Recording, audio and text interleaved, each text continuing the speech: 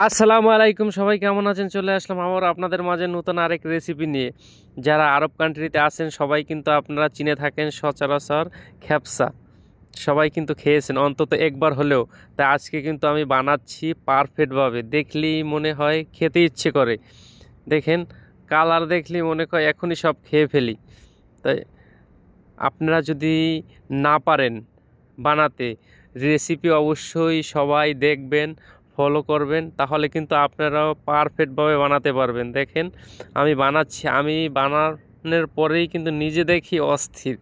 দেখেন কী রকমের হয়েছে। আমি কিন্তু কাজ করছি আগে খ্যাপসার দোকানে, এজন্য কিন্তু আমি পারফেক্টভাবে বানাতে পারছি।